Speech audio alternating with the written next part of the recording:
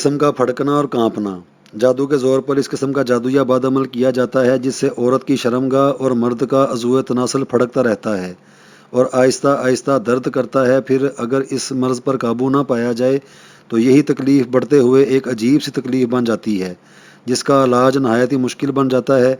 अगर कोई मर्द या औरत इस कैफियत का शिकार हों तो इस नक्श को 2 अदद ज़ाफ़रान से लिखें, एक को अपने गले में बांधें और एक को शीशे के खुले मुंह वाले बर्तन में डाल दें और रोज़ाना नहार मुंह इससे पानी पिया करें। गले वाले नक्श को दिन में 3 मरतबा बदला जाए, यानी गले से उतार कर सीधे बाजू पर बांधा जाए, फिर बाजू से उतार कर उल्टे बाजू पर बांधा जाए, उल्टे बाजू से उतार के गले में बांधा जाए।